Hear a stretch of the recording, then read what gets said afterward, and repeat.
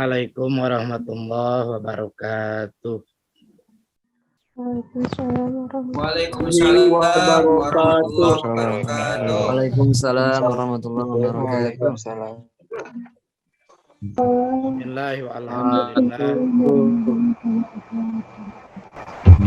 Alhamdulillahi kullu wa kullun laka rabbi kullu. Asyhadu an la ilaha illallah wahdahu la syarikalah. Wa asyhadu anna Muhammadan abduhu wa rasuluh la nabiyya ba'dah. Allahumma shalli wa sallim wa barik ala sayyidina wa habibina wa syafi'ina wa maulana Muhammadin wa ala alihi wa ashabihi wa man tabi'ahu ila yaumiddin, amma ba'd. A'udzu billahi minasyaitonir rajim. Bismillahirrahmanirrahim. Ya ayyuhalladzina amanu jtanibu katsiran minadh-dhann inna ba'dadh-dhanni ism wala tajassasu wala yagtab ba'dukum ba'da. Al-ayah. Shadaqallahul adzim. Yang dihormati, yang dicintai Ibu sesepuh pesantren, mudah-mudahan beliau senantiasa ada dalam lindungan Allah Subhanahu wa ta'ala, sehat dan berkah usia. Amin. Yang dihormati Ibu Ketua Dewan Santri, jajaran pengurus Dewan Santri, jajaran pengurus Dewan Mudaris, pengurus Dewan Kiai dan Dewan Imaroh Pondok Pesantren Al-Hanif, para alumni, anak-anak Bapak, di milad kali ini keadaan yang memaksa kita untuk bertemu di dunia maya. Wasilah teknologi, kita bisa bersilaturahim. Semoga kebersamaan kita meskipun tidak bisa tatap muka langsung menjadi pengikat ikatan batin yang bernilai ibadah di sisi Allah Subhanahu wa ta'ala serta berbalas pahala. Puji syukur kepada Allah, Pesantren Al-Hanif tepat 1 Rajab 14 tahun yang lalu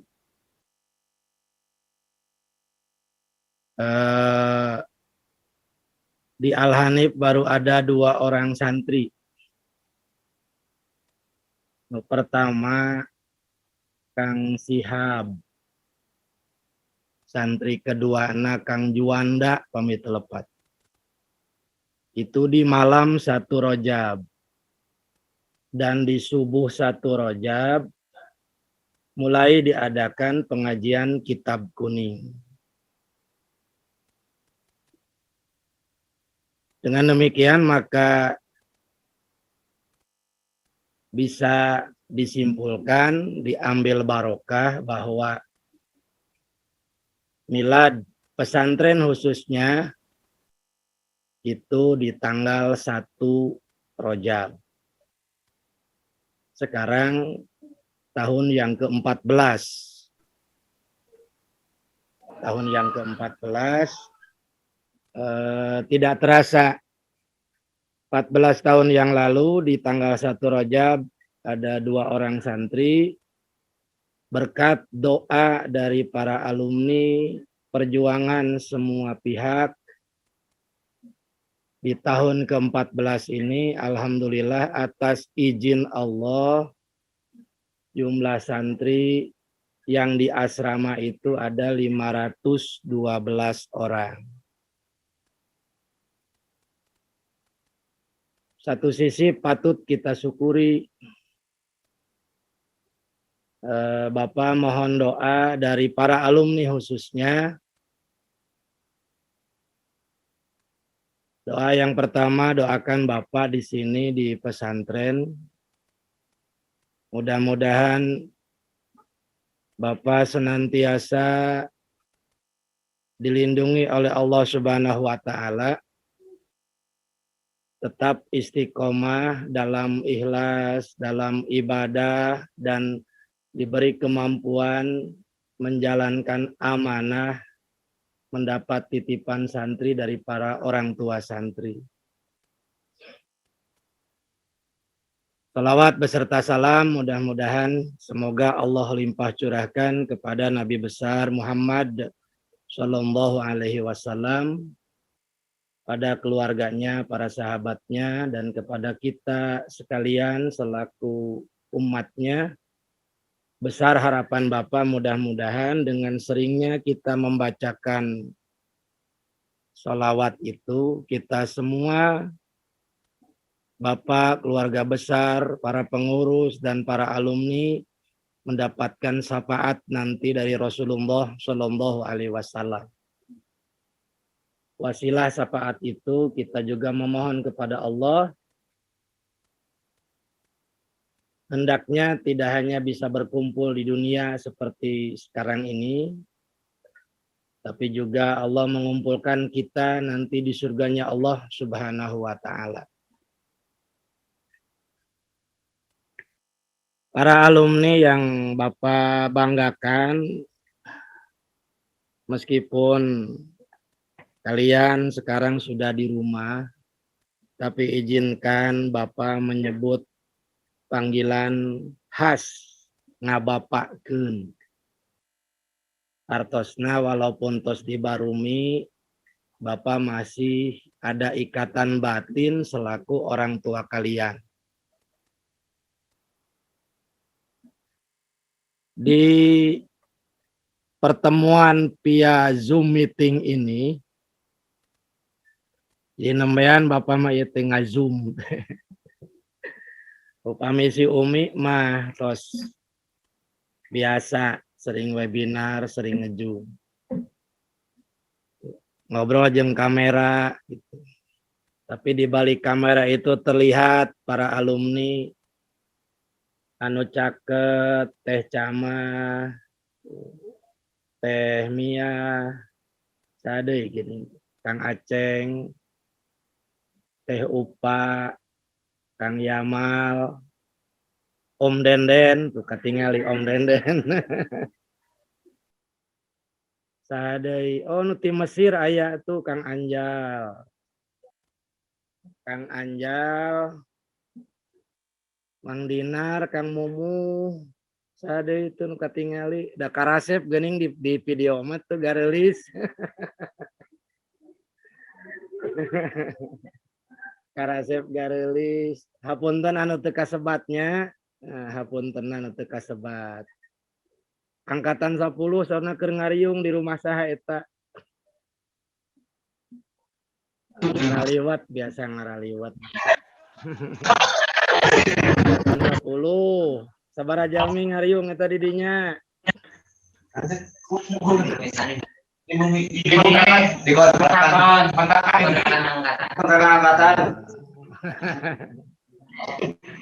Reunian. Ade ulang ngahamburkeun para gaduh bumi.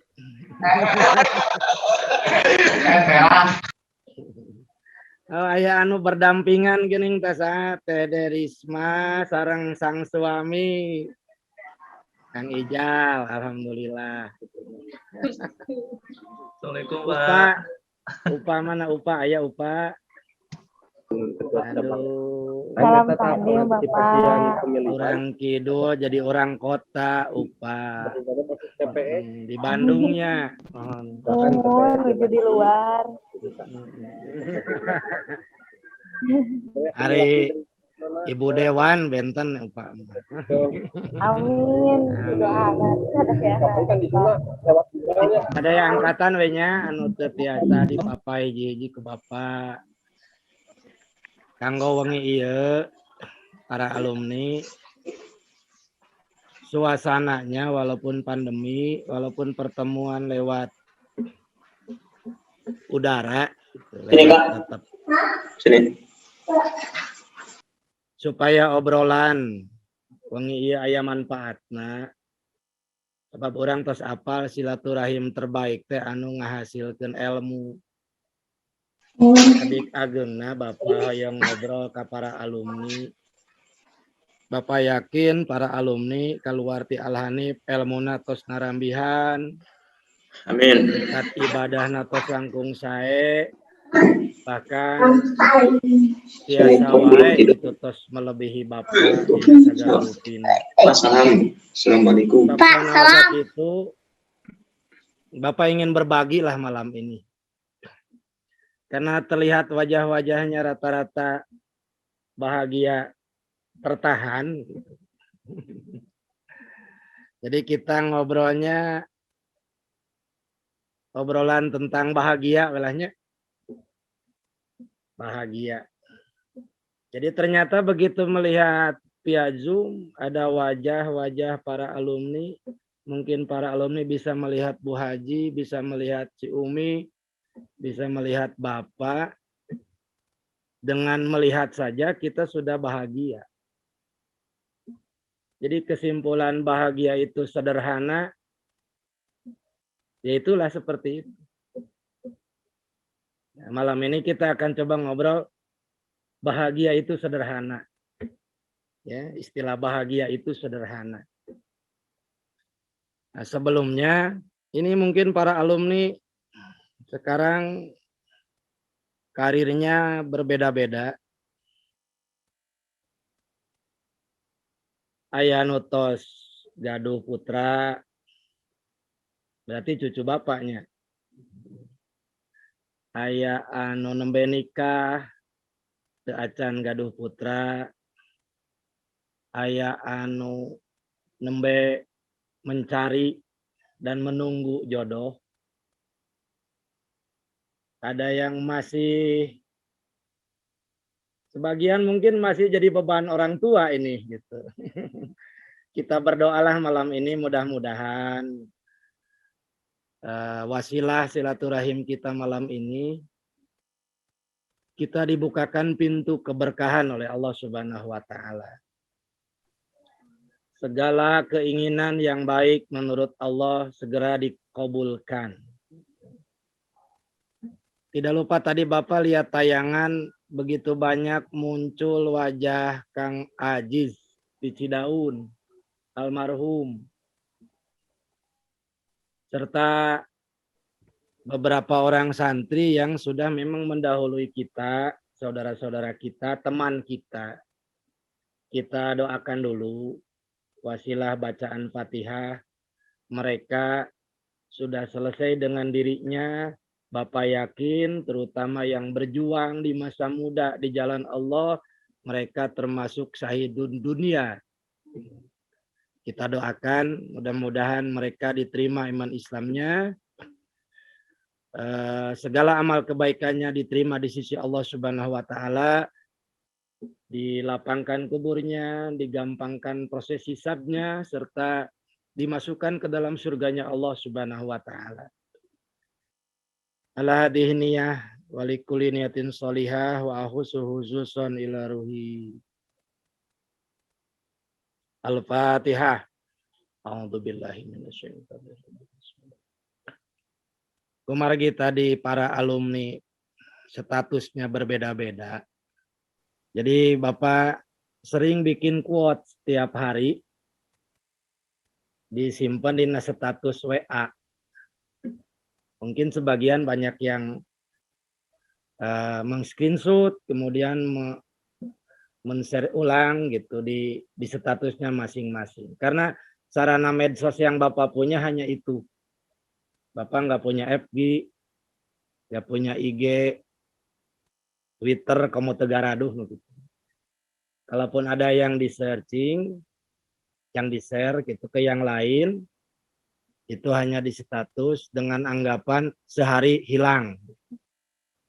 Karena Bapak menghindari jejak digital hariwang gitu ya. Karena jejak digital itu kadang kejam. Jangan sampai masa lalu kita menghambat keberhasilan di masa depan karena gegabah dalam bermedia sosial. Ka anu can nikah, saha we nu can nikah coba ngacung.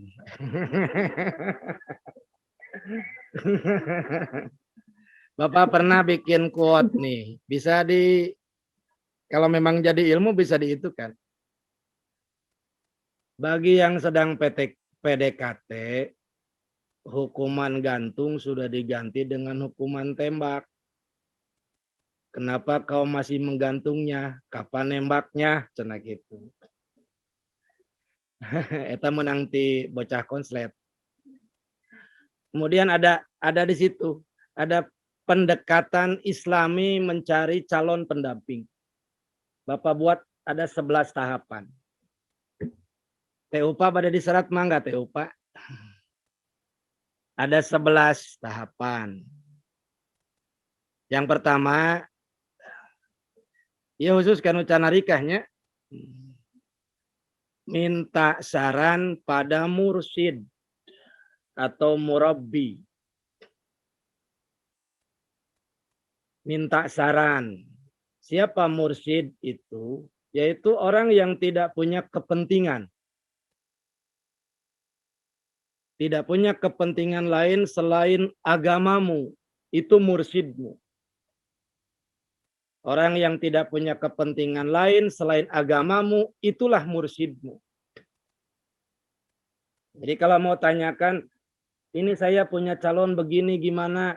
Seorang mursyid itu dilihatnya dari sisi baik tidak calon itu untuk agamamu. Jadi tahap pertama itu, tanyakan kepada mursyid atau murabi. Calon saya ini bagus enggak nih menurut mursyid itu? Sekali lagi batasannya mursyid itu tidak punya kepentingan lain dari kita selain agama kita. Kalau menurut mursyid calon kita itu baik untuk agama kita, nah itu bagus. Tapi terkadang mursyid lebih tahu, oh ini buruk buat agama kamu, ya udah tinggalkan. Itu tahap pertama. Setelah itu tahap kedua, lakukan istikharah dengan khusyuk. Istikharah itu nucanarikah ya, berlakunya sebelum hitbah. Jadi setelah hitbah itu tinggal faida azamta fatawakkal ala Allah. Jadi kalau mau istikharah sebelum tunangan, istikharah dulu, ini bagus tidak. Tahap berikutnya, cari sebanyak mungkin informasi tentang dia, dari orang-orang terdekatnya. Jangan bertanya langsung pada orangnya. Sholat kamu gimana? Puasa kamu gimana? Jangan langsung. Cari informasi dari orang-orang terdekat.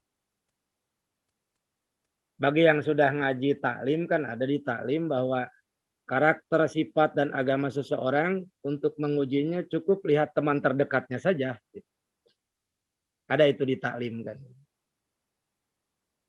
Nah, setelah mursyid mengiyakan, istikharah bagus, informasi terpenuhi, baru di situ bisa diatur tahap pertemuan, tahap keempat. Jadi jangan dulu ketemu sebelum punya pegangan. Setelah bertemu, ketika pertemuan itu yang ditanyakan adalah prinsip hidup dan tingkat pemahaman agamanya. Jadi kalau alumni pria mencari calon istri, coba gali prinsip hidup dan pemahaman agamanya. Karena dia nanti akan jadi istri kita yang jadi tanggung jawab kita, sholatnya, puasanya, dan lain-lainnya. Kalau perempuan, Yang ditanyakan itu prinsip agamanya, kemudian tanyakan juga pemahaman agamanya, karena dia akan jadi imam bagi anak-anak kita, bagi diri kita. Itu tahap kelima. Ini yang penting nomor 6 juga. Pastikan orang tua kedua pihak setuju dan ridho. Nah, ini yang riskan nih. Setuju dan ridho. Kalau ada alumni datang ke Bapak, misalkan, Pak, ini saya punya calon, ini begini, begini, begini. Pertanyaan Bapak itu yang pertama, orang tua setuju dan ridho enggak? Kalau tidak, lebih baik jangan. Karena ridho Allah, firidol, walidai. Tapi sekarang itu, orang-orang yang mau menikah, karena pengaruh pergaulan dan lain-lain, tidak bisa membedakan mana setuju, mana ridho. Yang akan membuka berkah setelah nikah itu ridho. Ridho orang tua. Tidak cukup dengan setuju. Bapak kasih contoh nih buat yang belum nikah. Si A sama si B berhubungan. Sudah dekat sekali. Begitu minta persetujuan orang tua, orang tuanya tidak setuju. Harus segera ditinggalkan. Sehingga orang tersebut kabur. Pilih jalan, naon istilahnya backstreet naon. Sembunyi di belakang. Terus orang tua merasa risih. Ini gimana anak? Tidak disetujui, dia kabur-kaburan dari rumah. Disetujui, hati tidak berkenan.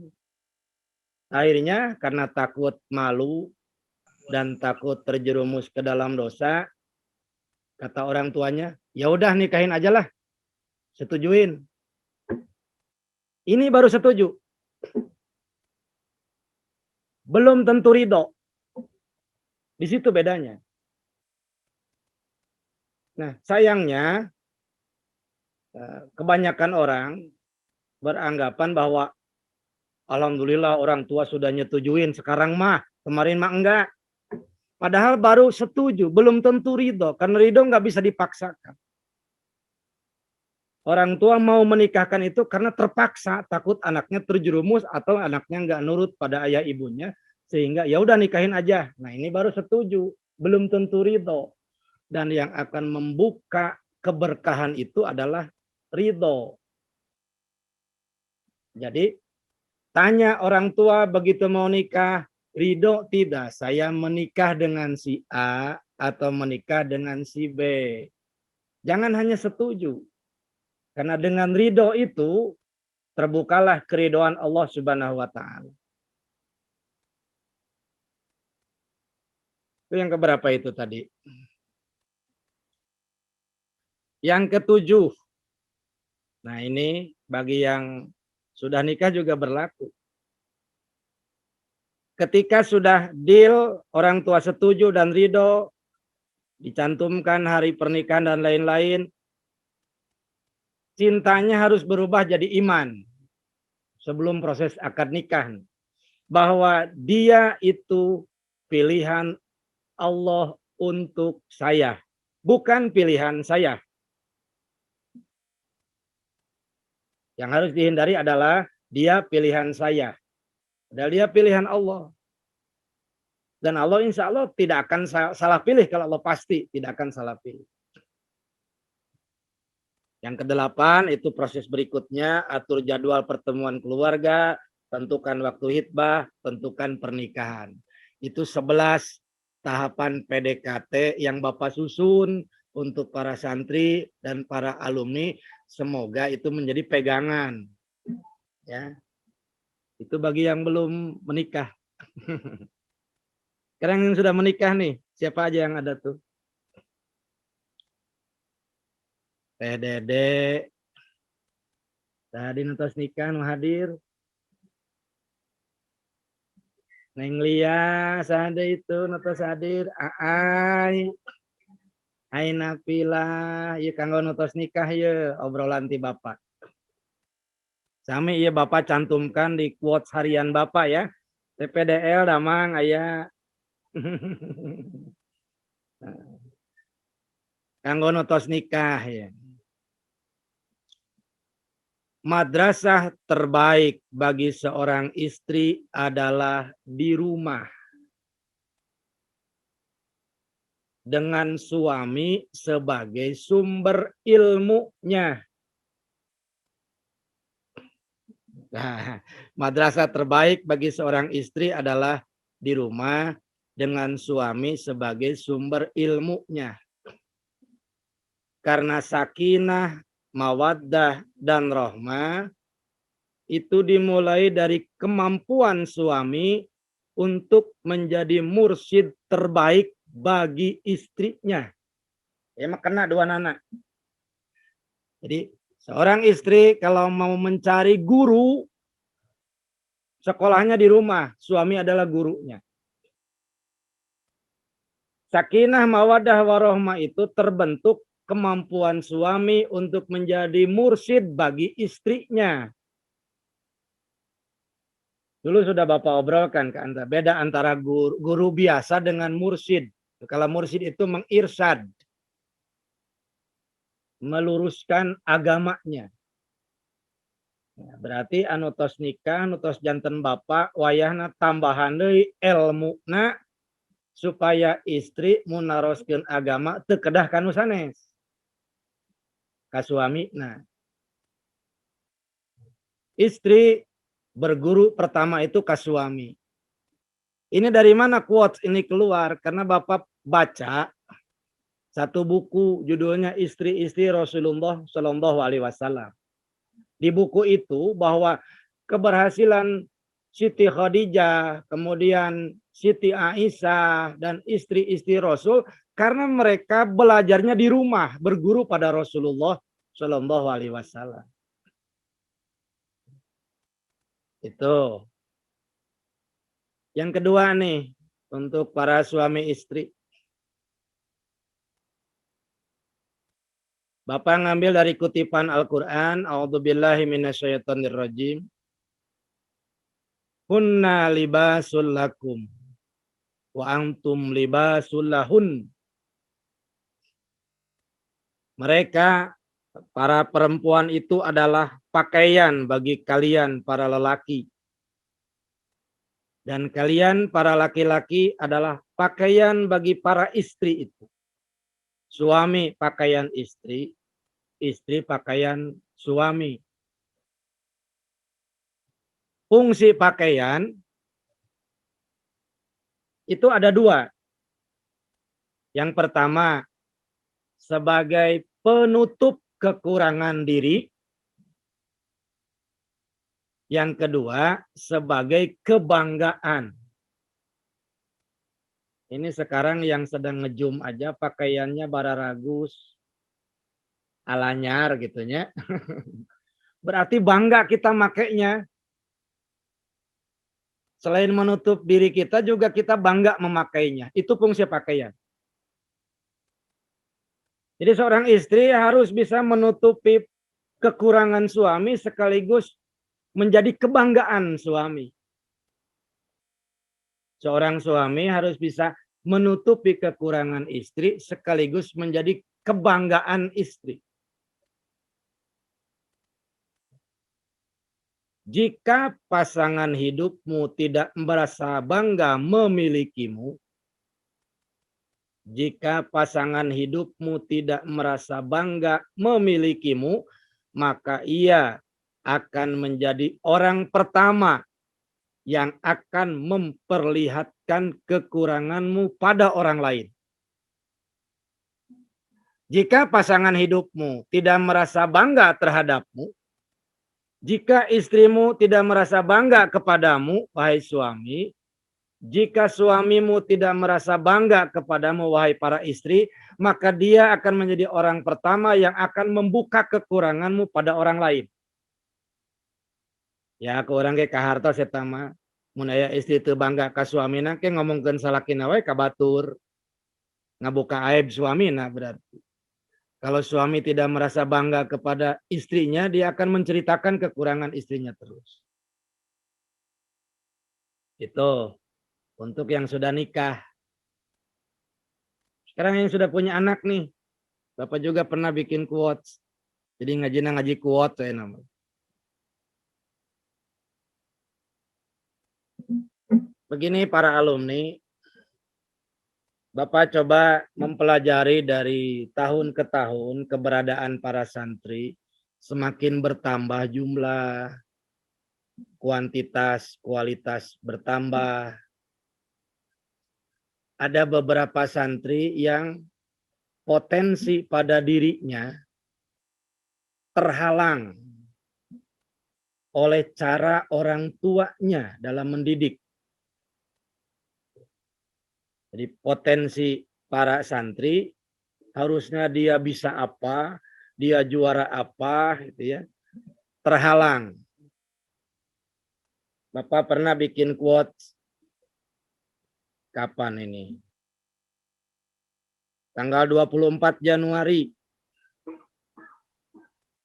Potensi diri dan talenta yang ada pada seorang anak akan tertutup dan terhalang oleh pribadi yang kurang baik dari orang tuanya. Pribadi kurang baik dari orang tua itu akan menghalangi berkembangnya potensi atau talenta yang ada pada anak. Contoh kecil nama kieu we.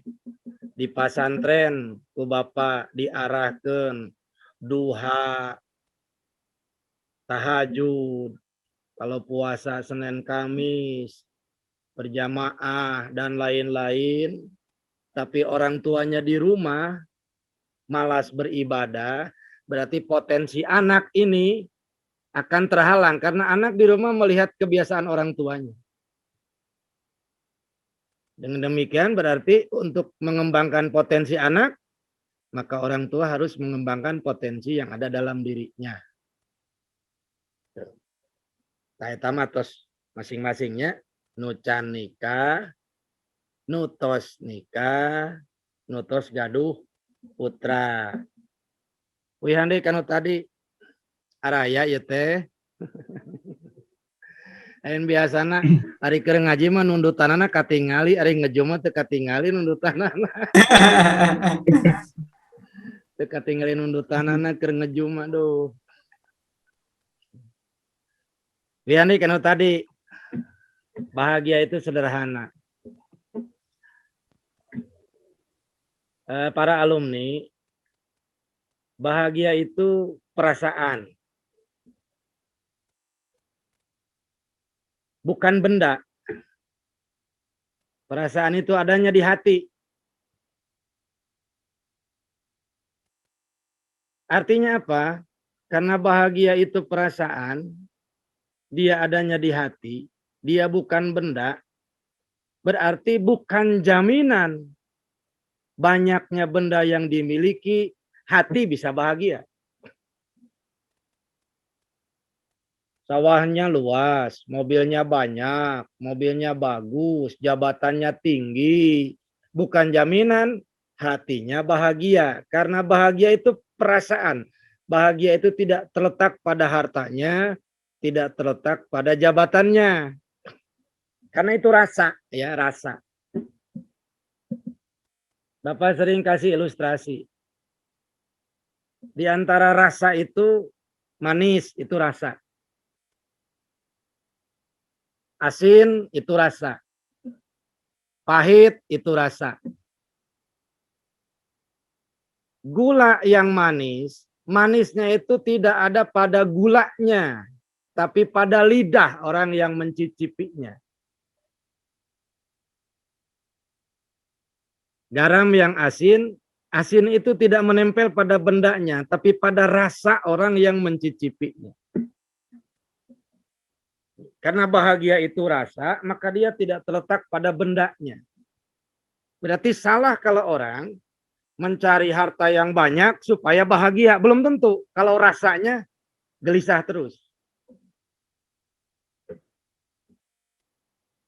Ingin naik jabatan yang tinggi supaya bahagia belum tentu, karena bahagia itu di sini, rasa.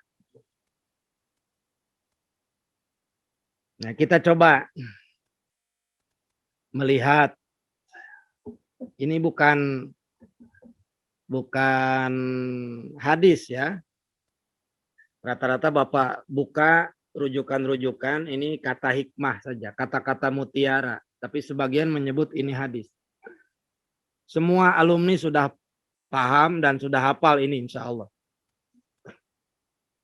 I'mal. Apa?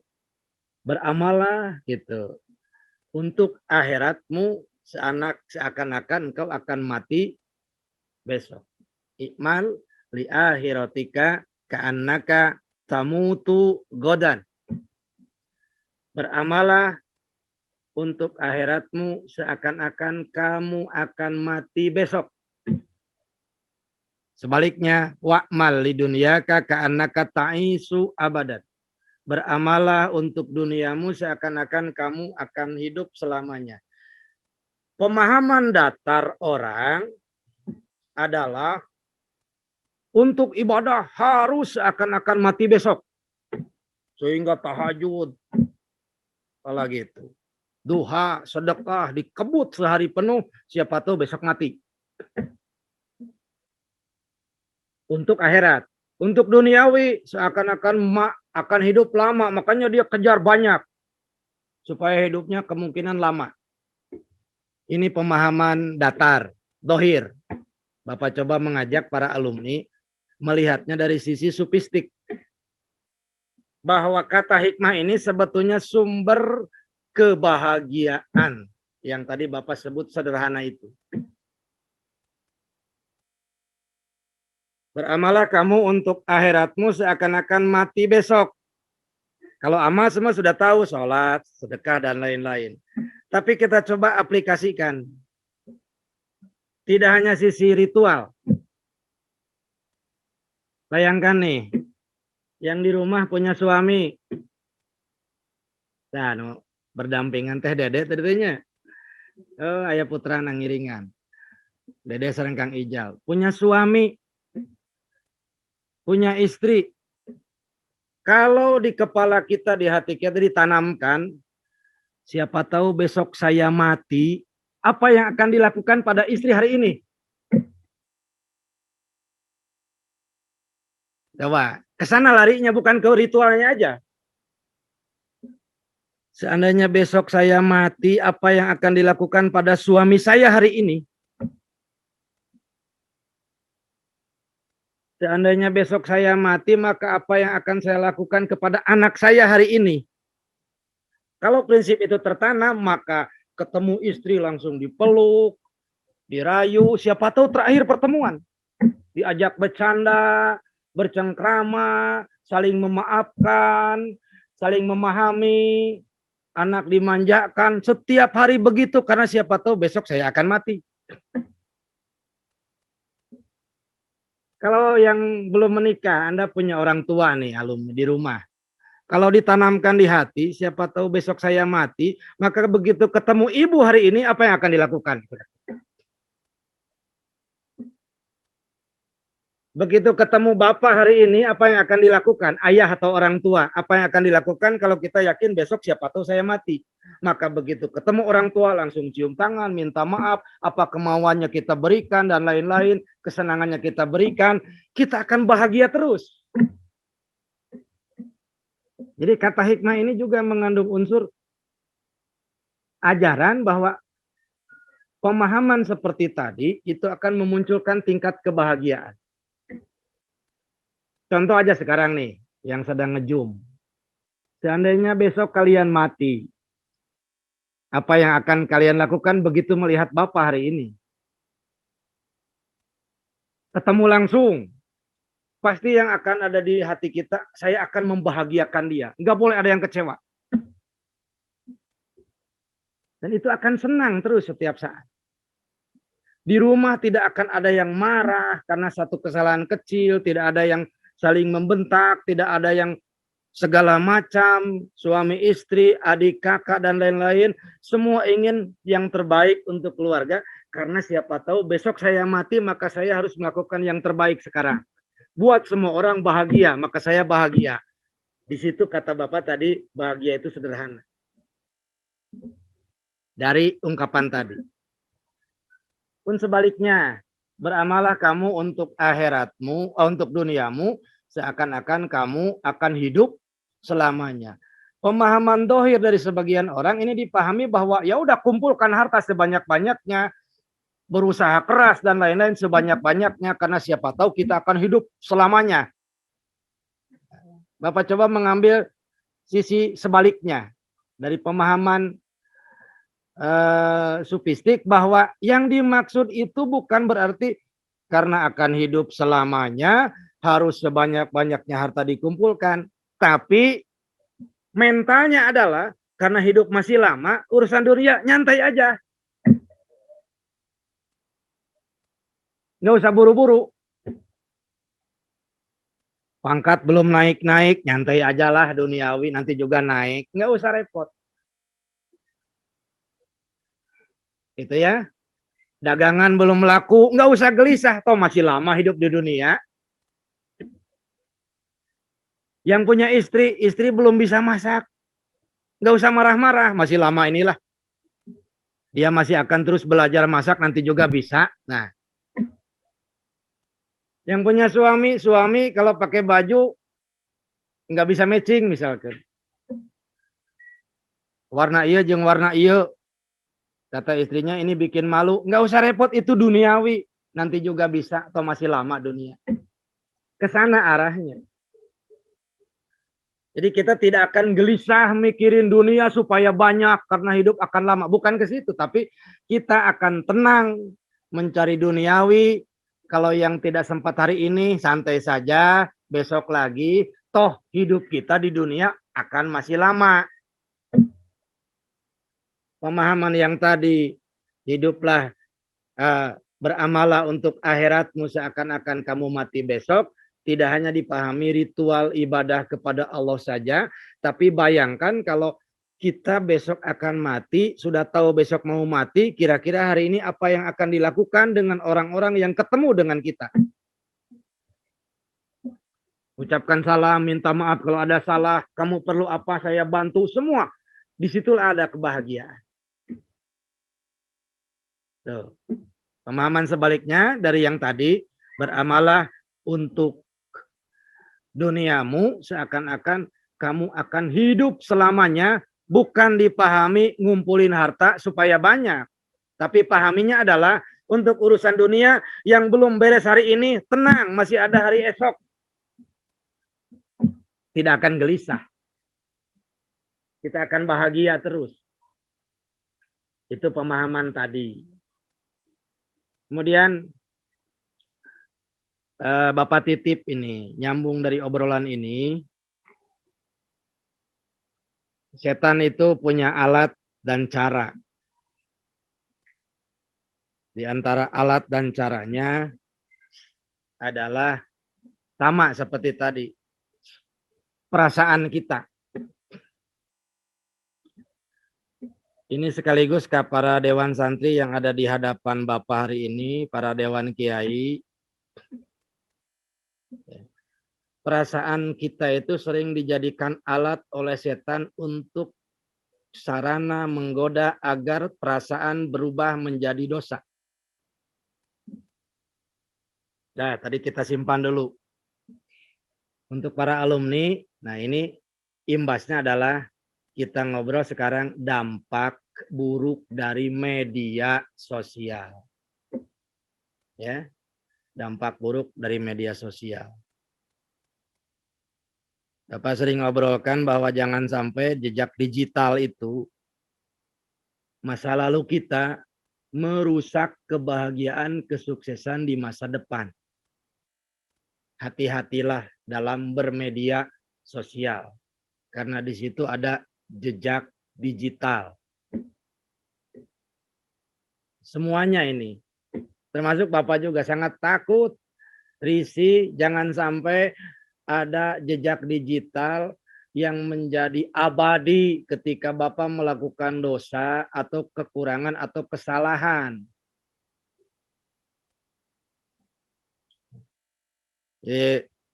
Sodakoh jariah itu ada, dosa jariah ge aya namanya. Dosa jariah. Ketika kerudung dibuka, dipoto selfie dengan cantik, di-share, orang lain men-save di HP-nya, disebar ulang, aurat terbuka kemana-mana, orangnya sudah meninggal, itu auratnya masih terus. Dari jejak digital itu. Kita kembali ke perasaan tadi. Di dalam Al-Quran, surat Al-Hujurat, ayat 12. A'udzubillahi minasyaitonirrajim. Ya ayyuhalladzina amanu jtanibu katsiran minadh-dhann. Inna ba'dadh-dhanni ismun. Wala tajassasu. Wala yaghtab ba'dukum ba'd. Al-ayah. Di ayat ini ada 3 hal yang dilarang oleh Allah. Pertama, banyak berburuk sangka, katsiran minadh-dhann. Yang kedua, mencari-cari kesalahan orang. Yang ketiga, menggibah orang. Setelah Bapak buka beberapa literaturnya, ternyata 3 larangan ini satu sama lain. Kalau dalam mantik itu ada istilah daur dan tasalsul. Daur itu berputar ke situ-situ juga. Kalau tasalsul itu kausalitas. Daur teh kieu Mang Deden ya bisa teu apal. Endog tina hayam, hayam tina endog tina hayam gitu terus. Eta daur gitu. Aya tasalsul mah moal aya 2, mun teu aya hiji heula, moal aya 3, mun teu aya 2, moal aya 4, mun teu aya 3, itu tasalsul, nyambung. Ayat ini larangannya 3, menjauhi buruk sangka, kedua tajassus, mencari-cari kesalahan orang, yang ketiga gibah.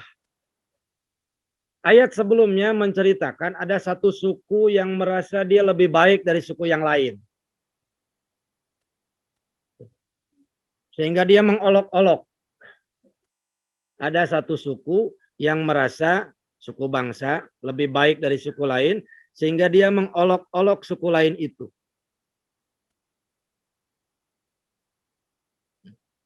Membuli kalau sekarang ya. Membuli suku lain. Membuli suku itu. Ternyata yang Bapak lihat, 3 dosa itu awalnya dari mana? Dari perasaan bahwa saya lebih baik dari orang lain. Ini perasaan bahaya ini. Ketika kita sudah punya merasa bahwa saya lebih baik dari orang lain, nah perasaan ini akan dijadikan kendaraan setan untuk melanjutkan menjadi dosa-dosa yang ini tadi.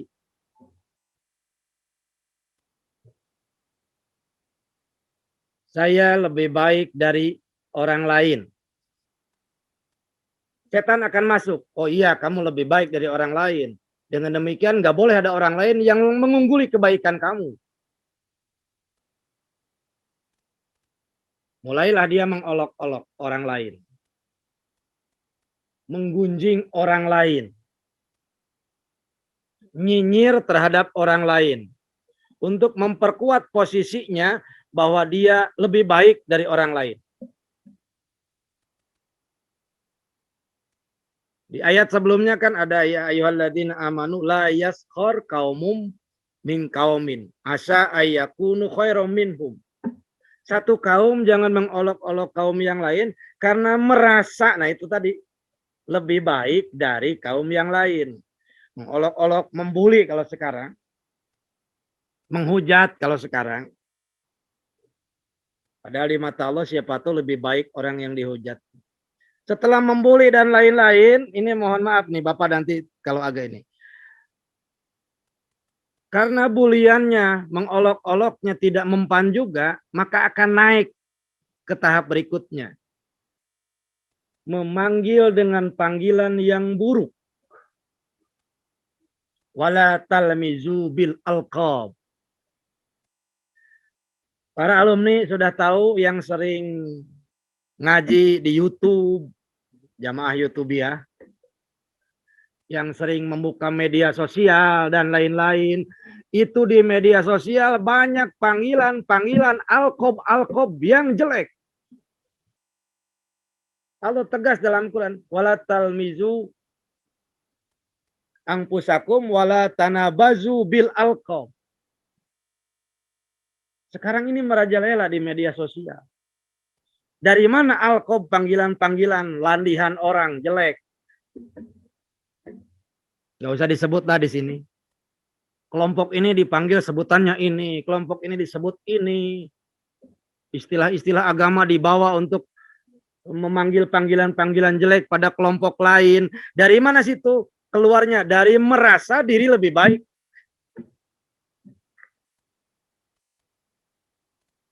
Ini harus hati-hati. Ini Allah di Quran menyebut begitu. Setelah memanggil-manggil dengan panggilan yang kurang baik, maka kesananya dia akan terus berburuk sangka. Orang lain berkumpul di sana, jangan-jangan dia mau mengambil alih posisiku. Terus saja begitu. Karena dia sudah menggunjing orang, maka apapun yang dilakukan orang lain yang digunjingnya, dia akan pantau. Dia akan teliti, jangan-jangan dia mau menjatuhkan saya. Jangan-jangan dia mau mengambil posisi saya. Terus suudzon. Nah, dari suudzon itu nanti akan masuk tajasus, mencari-cari kesalahan orang. Setelah ketemu kesalahannya, masuklah ke tahap berikutnya, menggibah. Disitulah dunia media sosial. Tujuan menggibah, balik lagi ke asal, supaya orang lain dipandang buruk sehingga tetap saya yang terbaik. Perasaan itulah yang membunuh, menjerumuskan kita. Al-Hanif sekarang milad. Ada dewan santri di sini, ada dewan kiai, ada dewan mudaris. Milad itu kalau ada prestasi harus kita syukuri. Tapi jangan punya perasaan kita lebih baik dari lembaga lain. Ini bahaya. Ketika ada perasaan kita sudah lebih baik dari lembaga lain, maka itu awal kemunduran. Mendengar lembaga lain ada musibah, kita langsung pedah weh, nyinyir ke sana. Hilang empati karena merasa kita yang terbaik. Hilang empati, hilang simpati. Ketika ada lembaga lain yang mendapat musibah, tidak dijadikan pelajaran supaya tidak terjadi di kita. Tidak segera membantu. Karena takut tersaingi. Takut dia lebih baik. Karena kita sudah lebih baik. Itu perasaan itu yang bahaya. Perasaan merasa sudah lebih baik dari yang lain. Itu awal yang akan dijadikan kendaraan setan. Untuk melakukan dosa-dosa berikutnya. Rantai-rantai dosa-dosa berikutnya. Mulai dari mengolok-olok, memanggil dengan panggilan yang tidak baik, kemudian mencari-cari kesalahan orang, setelah ketemu kesalahannya, kita menggibahnya. Tujuannya itu tadi, supaya tidak ada orang lain yang lebih baik dari kita. Perasaan itu yang bahaya. Salah satu, Bapak kasih contoh sederhana nih para alumni. Kira-kira para alumni berani tidak memposting di statusnya keburukan kita? Coba, berani enggak?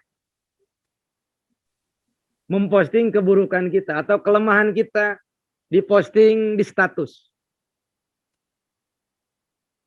Pasti rata-rata yang terbaik kan? Ketika satu hari kosong tidak ada status, berarti dia sedang tidak kemana-mana, belum mandi. Kalau sedang pergi ke sana, foto, diposting. Mau makan yang enak, difoto dulu, diposting. Jarang no makan teri, makan nukar itu diposting, jarang. Yang belum mandi jarang diposting. Yang sedang terpuruk jarang diposting. Pasti yang terbaik terus. Hati-hati kita sudah masuk di jebakan setan. Karena menganggap kita sudah lebih baik, maka yang diposting yang baik terus. Kesananya akan tersiksa terus. Akan tersiksa terus. Yang diposting yang baik. Teu aya we kagiatan. Naonnya merana curhat dina status. Tapi nama palinter alumni mah dah biasa. Ulin nama kamol sakali, dipotona 50 kali gitu. Dipostingnya dituntut unggal poe, juga we unggal poe kamol nate. Itu kita sudah terjebak di situ. Karena ingin dilihat orang kita lebih baik, kita dianggap sudah berhasil, nih status saya yang sekarang loh. Sedang ini. Maka kesananya akan lelah dan capek untuk selalu mencari yang terbaik untuk diposting. Gelisah. Atau misalkan Dewan Santri ya di Payunan Bapak. Ada mas status, saya nempo hiji acan. Stres mana tete. Karak duaan nempo, cina gitu. Karak tiluan, gelisah dengan sendirinya. Karena tidak ada ikhlas di situ. Itu sudah mulai jebakan sarana setan. Untuk menggiring orang supaya dia merasa lebih baik sehingga mudah setan gunakan untuk menjadi sarana ke dosa-dosa selanjutnya.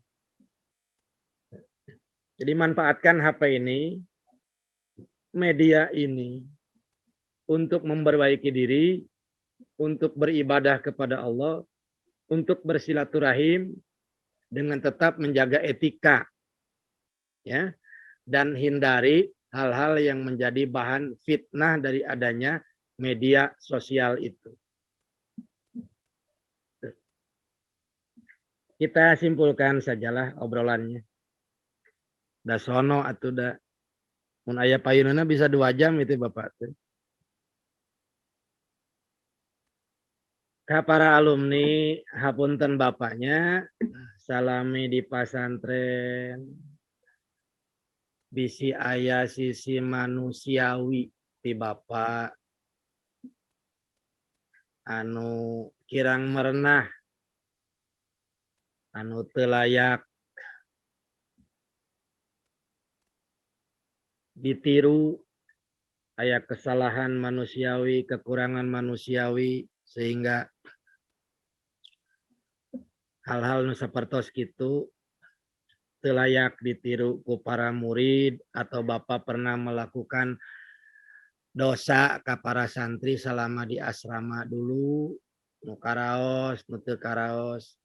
Bapak mewakili keluarga besar pasantren, nyuhunkeun dihapunten, jangan sampai dosa-dosa di antara kita, antara keluarga besar, Bapak pribadi jeung para alumni jadi penghalang karena ditampina upaya ibadah kita tiap hari ke Allah Subhanahu wa taala. Ka para alumni, Bapak dorong doa kasadayana. Mudah-mudahan kalian semua di masa pandemi seperti ini aya dina perlindungan Allah Subhanahu wa taala, dijaga ku Allah Subhanahu wa taala, disehatkeun, salajengna aya dina keberkahan. Setiap cita-cita, keinginan, doa para alumni anu sae mungguh Allah sing enggal dikabul. Sing enggal dikabul ku Allah Subhanahu wa taala. Salajengna ieu pandemi mudah-mudahan segera berlalu. Para santri, adik-adik kelas kalian nu aya di asrama, aya sapalih anu masih kene dipisah masa karantina sabab datangna telat, can digabungkeun. Jadi pasantren di masa pandemi seperti ini sanes alahani pungkul, pasantren nu sanes ge merasa gagap menghadapi situasi pandemi. Tong boroning pasantren pamarentah ge gagap gitu, menghadapi pandemi seperti ini. Lagi Bapak minta maaf atas segala dosa, khilaf, karaos, dekaraos, salami kebersamaan kita di pesantren. Kemudian terakhir untuk milad, nanti mungkin si Tete akan menjelaskan masalah kenapa baru bisa dilaksanakan malam ini, itu pas di malam 1 Rajab kamari. Karena mungkin kesiapan teknisi dan lain-lain tidak memungkinkan biasa dilaksanakan wengi ieu. Sakitu panginten ti Bapak di alap cekap teu kedah aya obrolan ke laluasana sareng si Tetehnya mangga bade naros itu ieu sareng si Teteh, bade ngobrol itu ieu sareng si Teteh. Di Bapak sakitu sakali deui hatur nuhun ka para alumni doakeun terus para alumni doa ti Bapak insyaallah setiap dina saatosna tepan bukan hanya santri yang ada di asrama tapi sadaya alumni masuk sareng kasebat secara sadayana dina doa-doa Bapak. Hatur nuhun tina waktos anu tos disempatkeun kanggo bertemu walaupun melalui dunia maya sapertos kieu. Mudah-mudahan sadaya upaya kita malam ini untuk bersilaturahim berbuah pahala di sisi Allah Subhanahu wa taala. Akhirul kalam billahi taufik wal hidayah. Assalamualaikum warahmatullahi wabarakatuh. Waalaikumsalam warahmatullahi wabarakatuh. Dadah.